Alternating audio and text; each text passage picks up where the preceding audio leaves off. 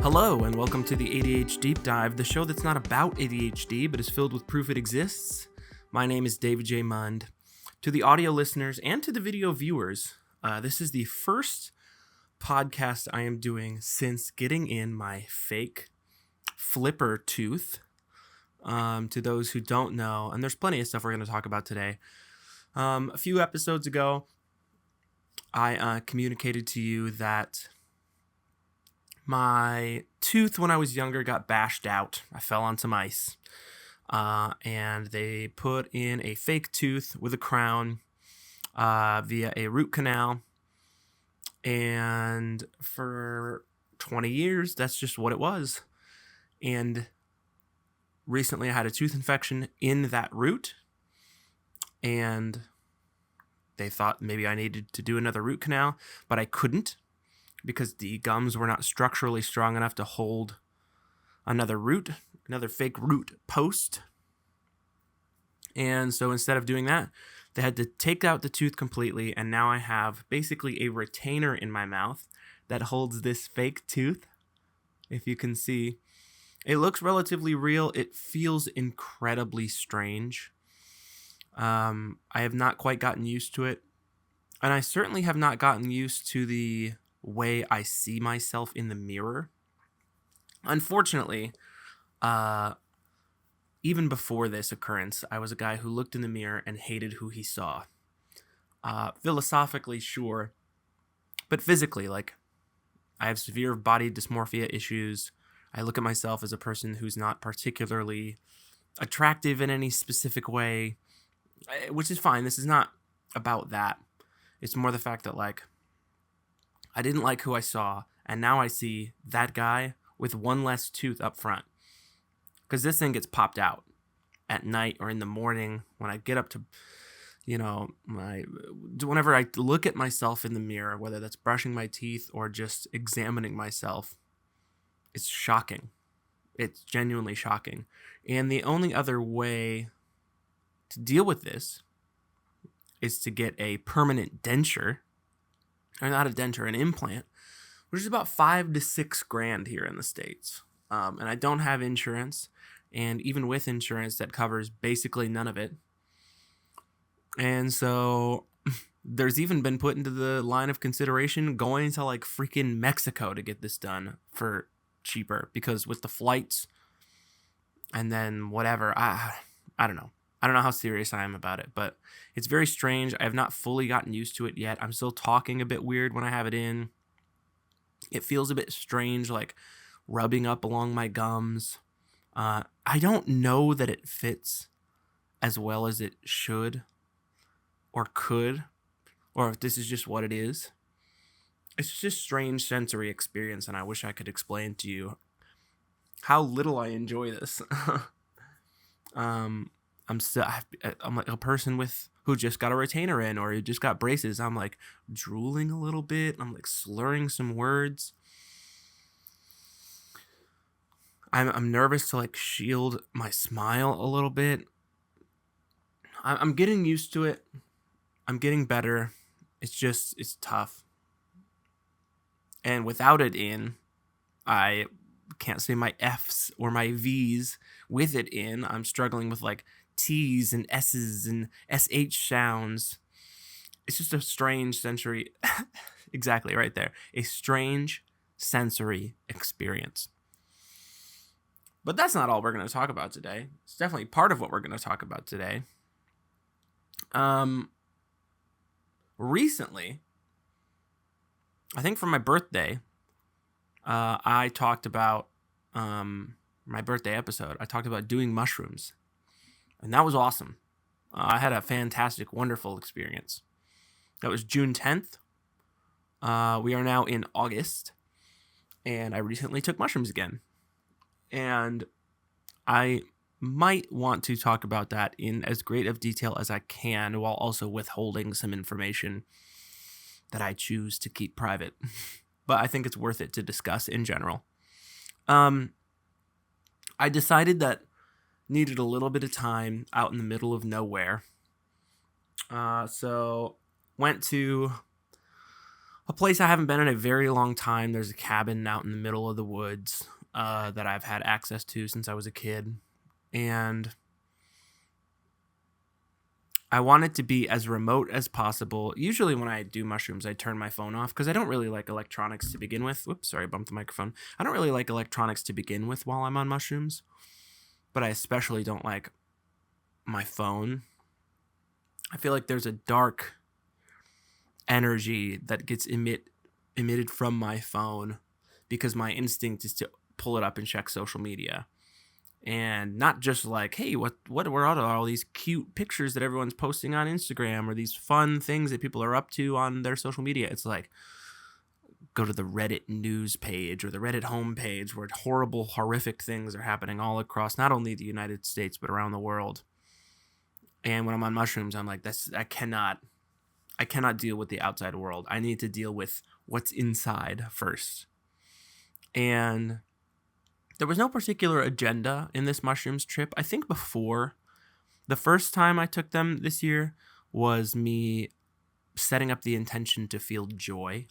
I wanted to feel joy, and I did.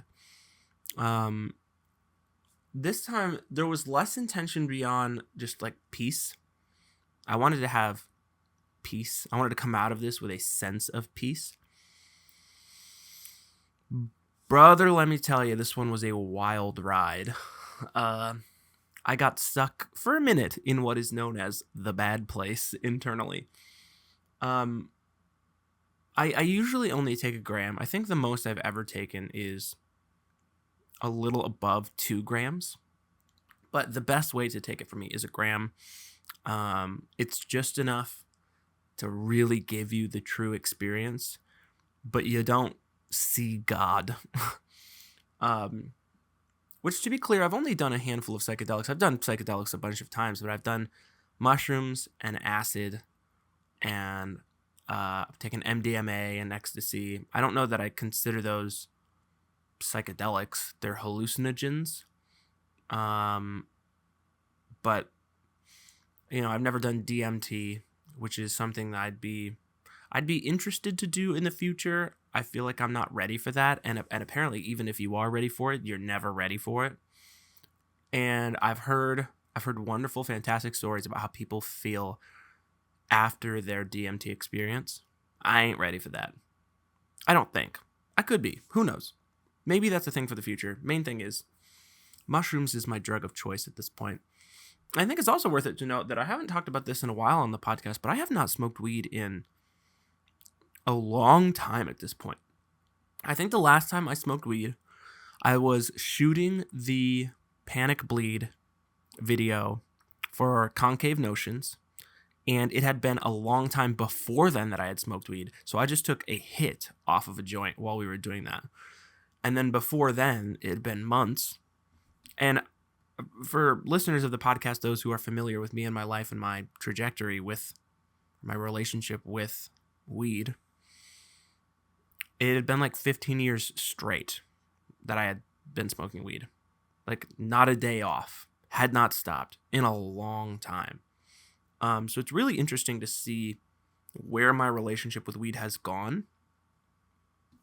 Because right now, not only do I not crave it, oh, brother, that would be bad if I took it, if I smoked weed or popped an edible. And maybe it wouldn't be bad. It just, I would finally get truly high again in a way that I haven't in a long, long time. Because smoking weed just used to bring me to like a baseline. But anyways, the A.D.H.Deep-Dive, the show that's not about ADHD, but it's filled with proof it exists. Clearly, we're talking about mushrooms, not weed. So I go out to this cabin, and I spend day 1 and day 2 just kind of grounding, right? I hadn't taken mushrooms. I got there Thursday. I wasn't going to take mushrooms until Saturday. And the first 2 days are great. They're peaceful. They are reflective, clarifying, unimportant. And I think that's why that's important. There was no agenda. I didn't need to do anything. I didn't really want to do anything. I was not longing for an experience. beyond just seclusion. And I got that. And then Saturday, the goal was take mushrooms at noon. And I think I mentioned this on the last episode that I did about mushrooms as well, that usually the plan is take mushrooms at noon, don't eat anything beforehand, other than maybe like a couple berries or like a banana or something. Sometimes the come up can be extreme for people. And let me tell you, this come up was extreme. But it can be like you suddenly become aware of your internal organs. And that can be a lot for people. Sometimes they feel like they're going to throw up. Sometimes they feel like they're going to, dare I say it, shit. And that can be overwhelming. So the less you have in your belly, the better. And also for me, during a mushrooms experience, I don't really have an appetite definitely until the come up has passed. Toward the maybe 60% of the way into a mushrooms experience, do I feel like it's time to eat something. And again, even then, it's just a few berries, maybe some nuts. And this experience was no different. So, and it's good because I feel very light. And I know I've talked about this before, but like I have a contentious relationship with food and feeling full and overeating, binge eating. So when I'm on mushrooms and I'm just content to be hungry or content to just feel light and just burn fat on an empty stomach, it's a great feeling for me. Also, I apologize. Like I said, I'm a little drooly, which has kind of made my lips kind of chapped. This is a difficult experience, but I'm getting through it. And literally talking like this is helpful. It's like when obviously it's significantly different, but when somebody's in like a traumatic accident and their brain is messed up, the best thing for them to do to recover is to like engage in the arts, do some of the stuff that used to stimulate their brain before, try to talk as much as they can so that they can relearn how to do these things and, reconnect synapses in their brain to be able to do what they once could. Anyways, I'm just saying, in a phase of my life where it's physically difficult to talk, the best thing for me to do is to talk, to figure out how to navigate some of these syllables. So noon rolls around, weigh out the gram, pop the gram. I usually just knock it back. Some people will nibble away and like slowly, over the course of tens of minutes, maybe an hour, consume it. And then by the time that it starts to hit you, you don't even need to take the rest because you're like, I feel good. It's starting to happen. So why keep eating? I just throw it back. A, so that the come up happens when it's bound to happen. B, sometimes mushrooms are yucky tasting. And I'm perfectly content to just get it over with and then start the journey. So I'm outside, right? I'm sitting back in a chair, and I hear these cicadas. And there's like nobody for miles in either direction. Relatively. Maybe that's an overstatement, but there's virtually no one around. So it's just peace and quiet and seclusion, and the forest comes alive. So, forest, the woods, whatever you call it. Is the forest and woods the same thing? Are they the same, two sides of the same coin? Or if you go into the forest, is it different from going into the woods? Anyways, I heard cicadas, one on my right, one on my left. And I could tell that they were speaking to each other. They were communicating to each other. That was kind of my first sign of like, I think I'm coming up. Which if you don't know for mushrooms, if you've never taken mushrooms before, the come up can be a lot all at once. Because suddenly like, it's not necessarily a gradual experience. It's not like a thing that takes place over the course of a couple hours. The come up is sometimes aggressive. Suddenly, all the layers of reality that you are sure exist start to peel away. You see things differently. You hear and process things differently. Colors become wildly vibrant all of the sudden. Sounds become very clear and crisp and sometimes overwhelmingly so. But I start to come up and I see, whatever. Imagine these leaves here. If you're watching the video version, the leaves are just kind of going like this, right? Of the trees. Eventually that starts to look like the trees are like getting closer and reaching out towards me.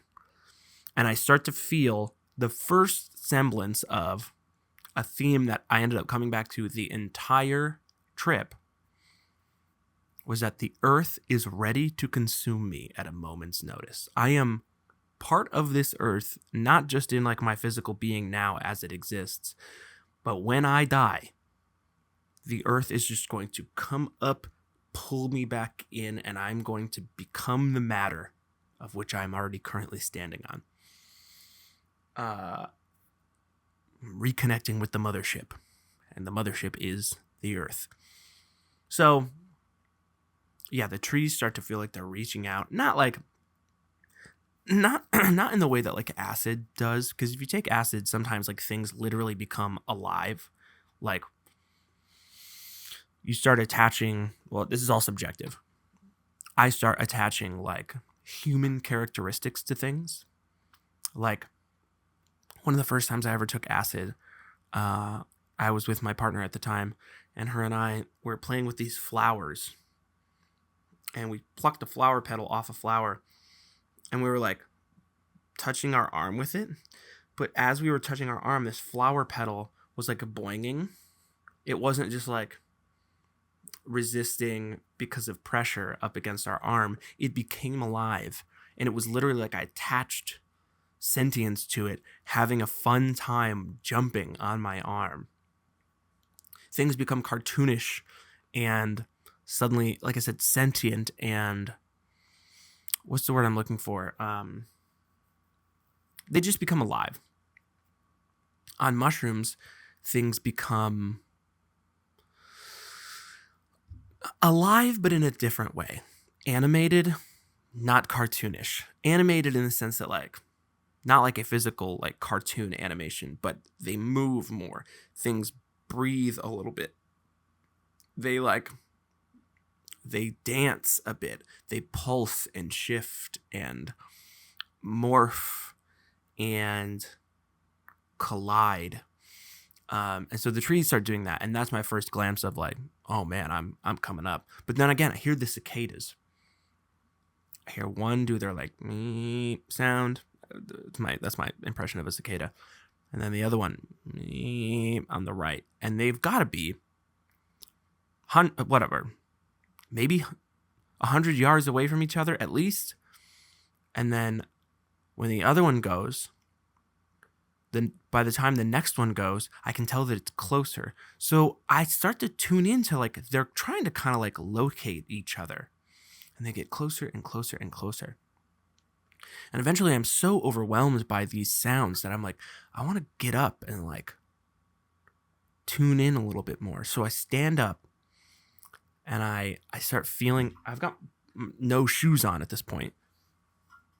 I've got bare feet out in the middle of the woods, and I start to feel the soft earth underneath my feet.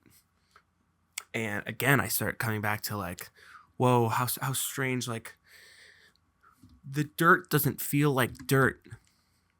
My feet feel like dirt. Like I am connected to the earth. And this is very woo-woo, hippie, standard, typical bullshit.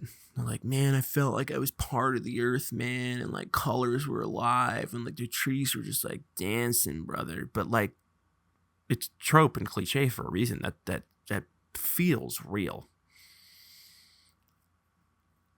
But anyways, at a certain point, I decide, because I've got my dogs with me, I need to go back in. I don't know if it was to get them water or whatever, but the come up is happening and fast, and soon I'm not going to be able to stand. What often happens during the come up is that I lose the ability to maintain motor functions a bit. And so I need to lay down while the come up happens. And the come up can be anywhere from like an hour to 2 hours, which for some people, if you get stuck in the bad place, as I'll let you know, I did. It can be it can be experience ruining. Like,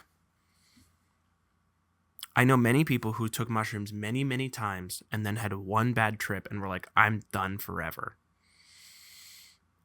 I am of the mind that a bad mushrooms experience is bad because it's more eye-opening than you would care to admit. You learn a lot about yourself on mushrooms. It becomes a very introspective experience. A good portion of a mushrooms experience is experiencing the outside world, right? Like I said, things start to dance. You start to see patterns and colors become vibrant and sounds become clear and crisp, and the earth becomes more precious and beautiful, and there's an awareness of what things are and what are but like it's also very introspective. You are kind of forced to think a little bit. And so a bad mushrooms experience could be like, damn, I talked to my ego in a way, or my ego checked me in a way I was not prepared for, and that in and of itself can be, for lack of a better phrase, traumatizing. But I think that's sort of like good trauma. But anyways, I get to a point where I am now inside and I need to lie down. And I'm lying down on the ground, on the carpet, which is in a cabin that's been sitting in the woods with nobody in it for a while.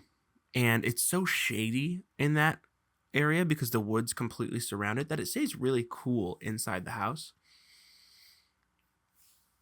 But there's no like air movement. So for whatever reason, I don't know if this was real, but things felt wet, right? Like the couch felt damp. The carpet felt soggy.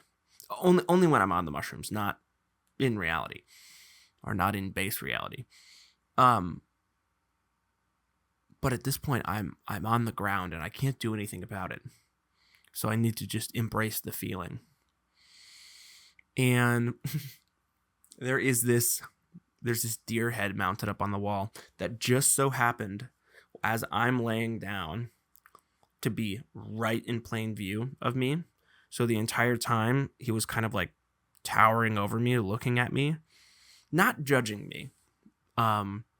Never once did this deer head become like a negative thought. Like, it wasn't like freaky. This thing didn't come alive. It didn't like start speaking to me or whatever. But it did often bring me to a reminder of death. I thought a lot about death on this trip, but not just like me dying in reality. Death of ego, death of memories, death of relationships, death in relationships. We'll talk ego death first, right? One of the things that I've talked about here on the podcast, but also in the past in therapy, was my fear of projection. I project onto people in a big, bad way. Technically, I'm doing that often here on the podcast. You have free will and agency to turn the podcast off, but oftentimes when I am talking about self-loathing or self-hatred or the way I feel about myself, I am speaking in absolutes, right? Like, the world, whatever, in basic terms, the world sucks. Love is fake. X, Y, and Z, opinion about the world, but not I think this. It's more in absolutes. The world is the way that it is, and I'm projecting that onto you. You have free will to disagree. You have free agency to turn off the podcast and whatever.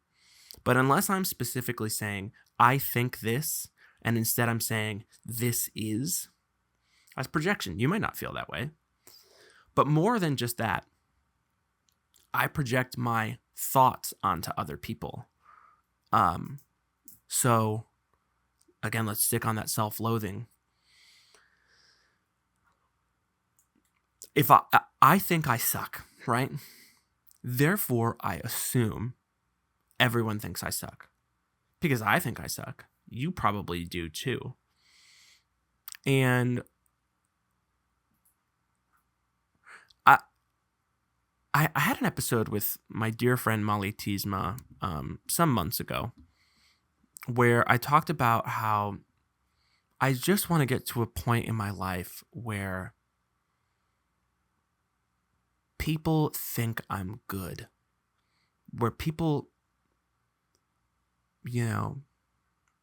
look at my work, or they hear me speak on a podcast, or I just make a post, or I express an opinion that someone hears and goes, wow, what a good guy. I really like him. I think that he's a good person. I that is sometimes the motivating factor for why I do what I do, is because I'm like, I just want people to think I'm good, man. I want people to feel that. And as I'm expressing this in the podcast, Molly made a clarifying statement that unfortunately has not finally dominated my worldview, but it has helped. I'm getting closer to understanding and feeling this more on a regular basis.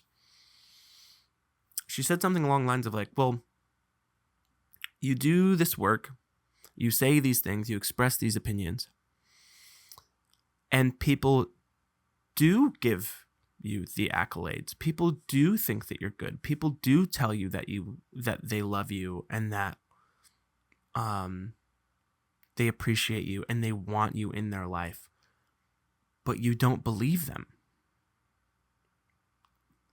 Which is true. I have projected my feelings onto people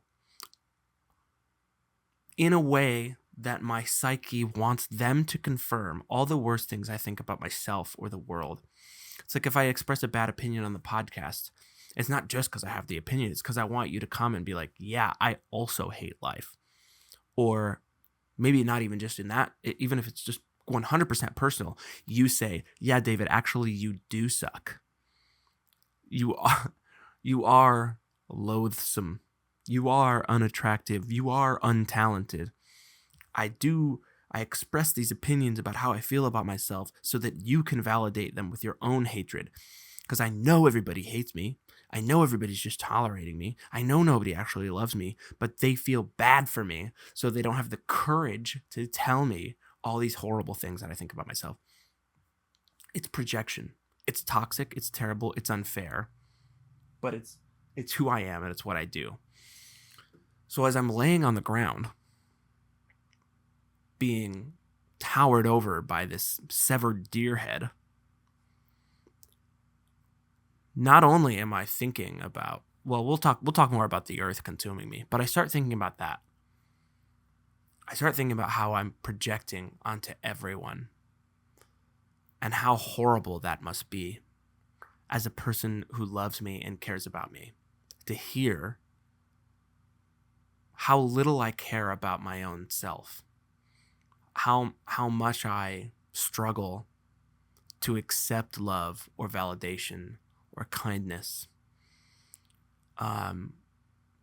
Because if you continue to tell me you love me and you care about me and you want what's best for me and you want to be around me and you enjoy me, and I just keep saying, no, you don't, well, eventually you're going to be like, all right, I'm done trying. If he's never going to believe me, I've done everything that I can.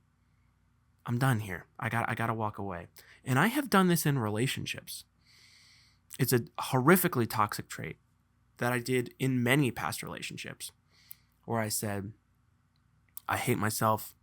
I want to die.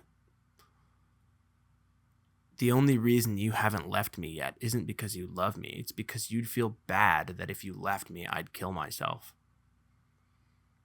And man, that's horrific.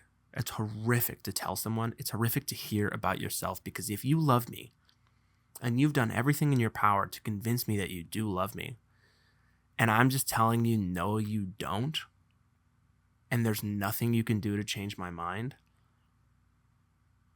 well, eventually that ship is going to sail. And you're going to say, all right, well, if you don't believe me, and we're going to constantly talk, I'm going to constantly have to defend my love for you. I'm going to constantly have to, like,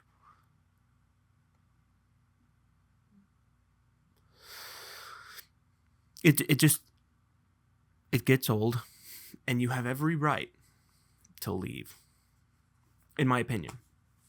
I totally understand why relationships have come to an end because of that. But I'm laying on the ground and I'm thinking about that. And in conjunction with these thoughts, I am realizing, again, I am on the ground. I'm on the carpet, which is 3 to 8 inches above the dirt. And as this deer head is staring at me, reminding me that death exists, I start to think about the back half of this body, right?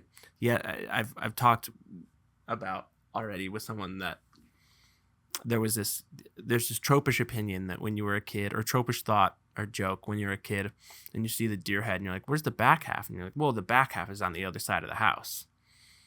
He's just stuck through the wall. But I start thinking about the back half of this deer having been consumed by people or consumed by the earth, because it's just a severed head. And I start to realize that, like, that's coming for me too. At any point, if I just died right here in this moment, and nobody ever came back to this cabin, eventually, given enough time, whether it's years or decades or whatever, the earth will come up through the ground. Roots and vines and grass would take over me and pull me back down, and I would become the matter that I am currently laying on. One day, death is coming for me. And this part wasn't scary in a way that it certainly could have been. Sometimes the idea of death is horrifying to people. And occasionally death is horrifying to me. But in the darkest way in the softest way that I can say this very dark thing, I have grappled with death enough throughout my time thinking I'm going to kill myself that it's not a scary thing. The end is not scary. What scares me is, what did I do during the time I was here? Was it worth it? And if it wasn't, and I'm not going to die tomorrow or today, what can I do today to make the rest of my life worth living? And so much of that answer in my mind kept coming back to, well, you have to love yourself, because most of your days on earth are going to be miserable if you hate yourself. If you are constantly telling yourself that you are insufferable or unworthy of love or incapable of change or undeserving of success, well, then that day-to-day is going to suck, and then one day I'm going to die, and then the entire story of my life will have been, here lies the guy that hated himself every single day and never stopped to smell the roses, you know? And so I start thinking about, again, the days I have left, but the people around me. So, not just death. This is where I meant the death of relationships as well. You know, I'm thinking about the entire time how insufferable I am in relationships, and how one day, if she felt that it was appropriate, my girlfriend could leave me. It doesn't even have to be about this projection thing. Just because of her free will, because of her independent thought, she could decide, I don't want to be in this relationship anymore. It doesn't even need to be toxic. It doesn't need to be because of a fight or because of a sudden lack of love. It could just be, or rather, it could be that it could just be a sudden lack of love. And certainly, that would be absolutely devastating. I love her very much. And to lose that connection would be horrific and life-changing and depressing.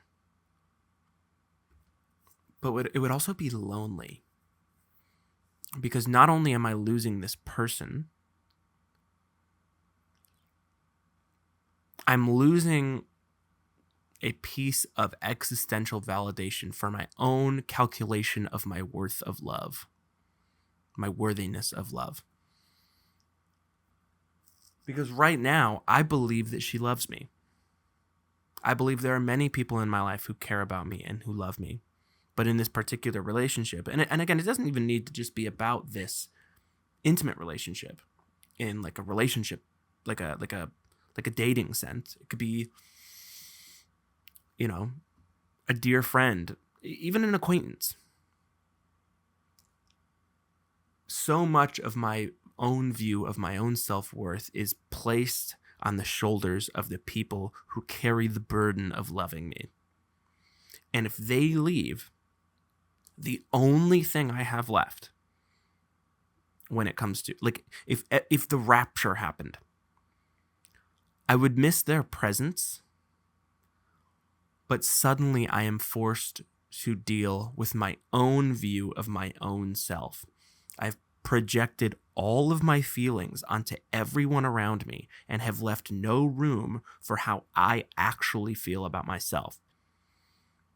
I am now left to, if I want to feel love myself. And am I truly going to spend the rest of my life believing that I am unworthy of love, that I am unlovable, that there is nothing about me that is worth your attention or your compassion, your care? I am forced to love myself if no one else loves me. And as I'm on the ground thinking about death of my body, death of my relationships, death of my ego, if everyone is gone tomorrow and all I have is me, how am I going to get through that? Because no matter what, whether they are here or gone, one day the earth will reclaim me. And how do I want my time left here to be spent? So that was a few hours of the bad place. That was the come up. At a certain point, it levels out, right? Once that is over, I pad my face to like just adjust or something, and I realized that my face is completely soaked. I didn't even realize that I was crying. But once I felt my face, I felt my tears. I viewed myself from outside myself and just felt really bad for myself.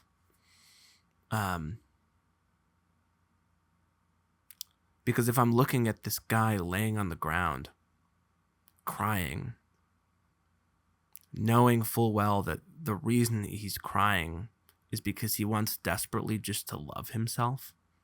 He wants desperately to be okay with himself and who he is and what he's done and who he's becoming, but isn't quite there yet. I just felt bad for him. And then, of course, I sit up finally and open my eyes and see that my aging dogs are there. Just perfectly content to be ready to be pet and loved.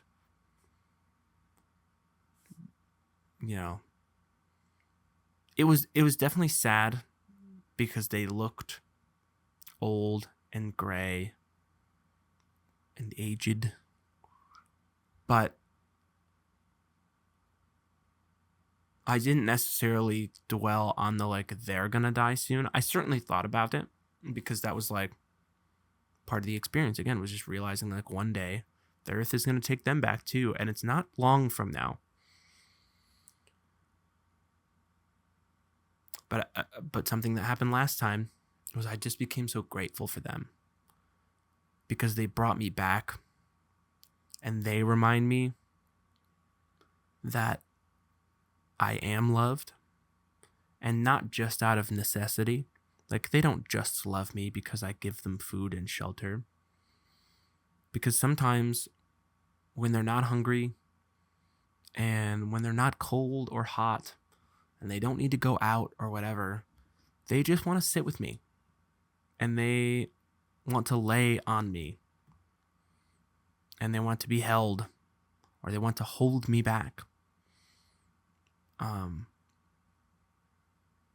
And so maybe I have issues with my own species because that's all I know personally.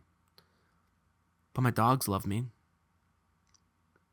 And they are a reminder that there is something in me to be loved.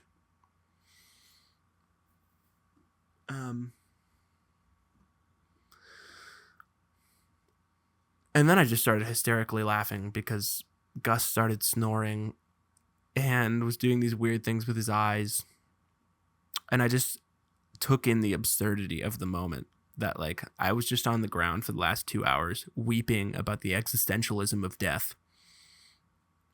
And now I'm up here petting my dog who's, like, twitching and snoring, and there's a deer head above me just kind of, like, staring down at me. And it was just so silly in the moment that I just hysterically laughed.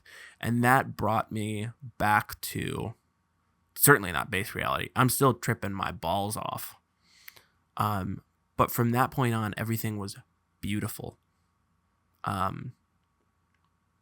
Colorful, vibrant, alive, energetic, bright. When I went outside, I saw a family of raccoons eating berries off of a bush. 10 yards away from them, they saw me standing and watching them. And they were so unafraid of me, so disinterested in my presence, that I got to just, like, stand there and watch it. And I felt lucky to be able to watch this moment happen in nature where a mother raccoon has led her young up to this bush that is providing berries. And I can hear their little chittering, and they're loving it. They're loving how delicious these berries are. And then at that point, I'm like, oh, I got berries too. And so I eat some grapes and strawberries, eat some cashews.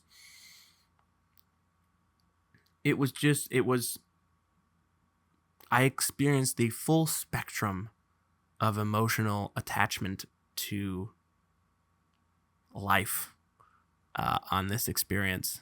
And there's not a whole lot to report beyond that.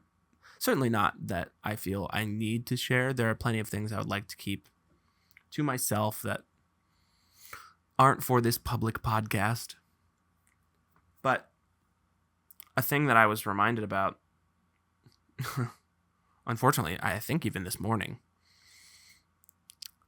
is when I think about what I was experiencing on this trip is like this necessity to learn to love myself. And now even more so in a time where I dislike who I see in the mirror, not who I see in my own mind. Certainly there's layers and layers of self-loathing in my own mind and how I feel about myself, what I think about who I've become. But who I see in the mirror is also important. So when I get down on myself about my weight or my physical changes in general, but more specifically now without this tooth, like, I unfortunately have to come back to, like, yeah, and Are you gonna hate yourself? Because it certainly shouldn't be that way, but it kind of is sometimes. It's only been a week. It's literally been a week to the day that I got this tooth pulled. And I have had to grapple with a lot. Because, as the mind ages and as you become a wiser individual, it does still feel like, my physical peak was yesterday. Or my youthfulness was just moments ago. And while I recognize being in your early 30s is not old, I'm certainly aging. And this is just another reminder that, like, this is temporary. Not just, life itself, which obviously in the grand scheme of things is just temporary. But this body, this physical form, it feels like how I felt when my hair was falling out. A little bit worse, actually, to be honest with you. But it was like suddenly everything that I've known about myself, the person that I've seen in the mirror, is now a fundamentally different being. And while it's not, this is projection, okay? This is projection. I realize I'm doing this in this moment. If you see somebody with their front tooth missing, it's so easy to immediately jump to conclusions about why it's missing or who they are and what their history is and what type of person this is, which is stupid because it could be an accident. It could have been a disease. It could have been whatever. You don't know somebody's life, but we make assumptions about people the way that we look at them. Our first impression of someone is what we see. And fortunately, I have an extensive list of people who love and care about me for the mind within the skull. But now that there's a little bit less skull, it's your smile, man. It's how you greet people. They can see it when you talk. And fortunately, the coloration of this doesn't stand out. If I don't smile all the way with my gums, you can't really tell physically just by looking at it. It's just really hard to grapple with the fact that this might be, if not forever, certainly the foreseeable future. Because I don't know when the fuck I'm going to be able to afford an implant like that. It's just shocking. It's shocking.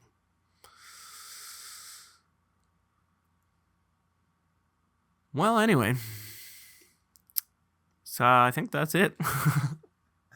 On the list of things that matter less, but are still important to me, I have an unbelievably busy next month. So it's currently Wednesday. This podcast comes out Monday. This Saturday, in my time, not your time, this will have already happened. This Saturday, the 16th, I'm filling in again for the band Smile Darling on the drums at The Stray in Grand Rapids. On the 17th, Midwest Skies has a show at Speciation Cellars in Grand Rapids. Then on the 23rd, I have another show with Smile Darling, and that's my last fill-in position for them. Then on the 30th is Crew Fest. So if I haven't already mentioned it, go to Cat and Crew. That's KATANDCREW.com and enter the promo code Monday. That's MUNDAY for 10% off your first purchase of some of Cat and Crew's wares and home accessories and decor, and just overall accessories, not just home accessories. But they were the last episode. If you haven't checked that out, please do so. I recorded that from the cabin that I was at. Literally, okay, now I can say the day I recorded that was the day after my mushrooms experience. So I was in the wild afterglow of a mushrooms experience, which is why I was glad that they were on the podcast, because I could kind of just let them go. I certainly had questions for them, but I was so whatever. I was in the fog of the next day of a mushrooms experience. Um, but their first music festival is on August 30th in Detroit at Tangent Gallery, and Midwest Skies is playing that. Then we might have a show before then, but the 17th, I'm going with Emma to Indiana to see Blink-182. Then the 18th, we're checking out some of her like hometown. Then the 19th, we start our weekender where we're playing in Bay City, Midwest Guys. We're headlining in Bay City. Then the 20th, we're going to Bowling Green, Ohio, and playing there. The 21st, we're currently setting up a show. Then I think that's it until our big December show, which I think I've yet to discuss here on the podcast, and I think maybe I'll hold off because there's plenty of things that are likely subject to change, but that's going to be a big, big, big show. And so stay tuned for information about that. I'll be shooting a music video soon for a band. Last night I had a meeting with the band about shooting a music video for them. There's more Concave Notions music videos coming out soon that I've directed. I'm doing a bunch. Like a bunch. And in the meantime, there are two people in my life who I have not talked to in, unfortunately, an incredibly long amount of time, who are like very dear and important to me, who, as of yesterday and the day before, I'm suddenly talking to semi-regularly throughout the day. And maybe that's subject to a future podcast conversation, but like, I'm really trying to, Bill Burr said something once, and I think he was quoting someone else. But he said that the first 40 years of your life are spent gathering people. The last 40 years of your life are spent losing people, saying goodbye to those people that you gathered. And as I cruise through my 30s, I just want to make sure that the roster of people I have that I am connected to are not superficial, that they are meaningful, important, valuable relationships that I maintain connection with in a substantive way. And while I certainly have many, many acquaintances, I just want to make sure that I have enough time in my life for the people I genuinely care about. And I not to say that I don't care about people outside of these meaningful relationships, but I just want to make sure that I am delicately holding the relationships that I have and treating them with the care and compassion that they deserve, because one day the earth will reclaim them. And I don't want to go to someone's funeral in the future regretting that I didn't do everything in my power to stay in touch with them, or to check in and see how they're doing and to have meaningful conversation with them. I don't want to leave someone's funeral thinking, man, I really wasted time being jealous of them or arguing with them or being petty with them or ignoring them, or because it'll matter on those days what type of effort I put into those relationships, in the same way that it matters that I love myself. So I think that's it. If you're watching the YouTube version, please hit subscribe. The numbers are doing really well on the YouTube channel. I think almost specifically because of the Let's Play of Don't Starve that I've been doing. Been getting pretty decent feedback on those episodes. And they already are on the podcast channel some of the most viewed episodes of anything on the channel, which is fine.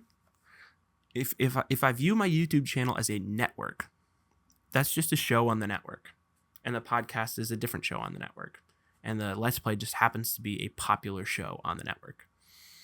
But hitting subscribe, for what it's worth, helps the algorithm a bit. But if you listen on Spotify, follow on Spotify, hit like on Spotify, you can comment on Spotify episodes. And I really love that. I really love seeing feedback. So let me know what you thought about this episode. I guess quickly, I'll lob this out. Maybe this is the take-home thing that I would like you to comment. And I appreciate the people who DM me, but also like, come on, I want to have a public discussion here. I don't know what to do about the podcast going forward when it comes to guests. I'm starting to get some people who are reaching out to me who want to do the podcast, who have never done it before, that I don't know. And so I want to know your opinion as a listener. Like, would you be comfortable? Would you be interested in hearing me just talk to anyone and everyone? Certainly there would be like creatives. I would really try to make it a creative discussion. But some of these might have to be literal like interviews. There's bands and artists and authors who have asked to do the show that I don't know, but who have caught wind of the podcast from a mutual or a guest that they know mutually or whatever. But I don't want to lose the audience that I have because of their disinterest in an episode. And I know sometimes episodes just aren't for everybody, but if I do this once a week, I've only got so much time to interview people I don't know, talk with people I love and care about already, guests you have seen or heard before, and also do these solo episodes. Like, I don't know what kind of time there is. I want this podcast to be meaningful conversations with creatives and people in my life. It doesn't need to be emotional and sappy and prophetic and whatever and existential, but like, I'd like them to be substantive. And if an episode is spent interviewing someone, I think I have the ability as a podcaster now at this point to make it an interesting conversation. But you as the listener actually matters to me. So I want to make sure that it's not something that you would be like repulsed by if I just started talking to people I don't know to promote their thing or whatever, certainly. But like, maybe we could do it as like an experiment for a few episodes. I just don't want to waste your time because I understand how lucky I am to have you tune in for an hour every week. And then sometimes those episodes don't happen in a given week. So just let me know your opinion. In the meantime, I'm going to let you go. I have got to get flying through this day. I need to record a Let's Play really fast for tomorrow. Tomorrow my time, not your time. And then I got to go out, do some side hustle shit. And then I've got Smile Darling rehearsal tonight, so I got to get moving.